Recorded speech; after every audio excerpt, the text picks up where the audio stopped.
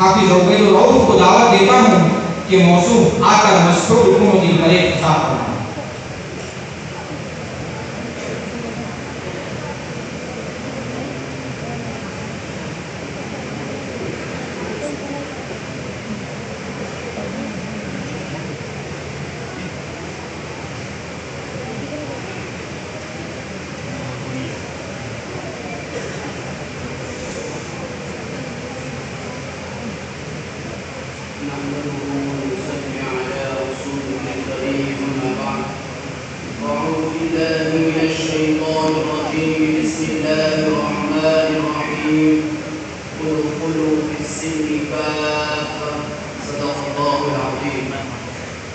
صدر محترم، حضرات حکم مستحکم اور معزز سامعین، قرآن کریم کی اس آیت مبارکہ میں انسانوں سے مطالبہ ہے کہ جب کلمہ لا الہ الا اللہ کا اقرار کر کے اسلام کے عالیشان قصر میں قدم رکھ دیا ہے اور گلشن دین الہی کو اپنا نشیمن بنا لیا ہے، تو پھر ادخلوا فی السلم کافہ کو اپنا اوڑھنا بچھونا بنا لیجیے، کیونکہ رب ذوالجلال نے اسلام کو سند قبولیت سے نواز کر ہمیشہ ہمیشہ کے لیے ان الدین عند اللہ اسلام کہہ کر اس کی مقبولیت پر مہر لگا دی ہے، اور نوع انسانی کو یہ تکمیل کر دی ہے کہ شیشہ دل کو نافرمانی اور سرکشی، عصیان و طغیان سے داغدار نہ بنا۔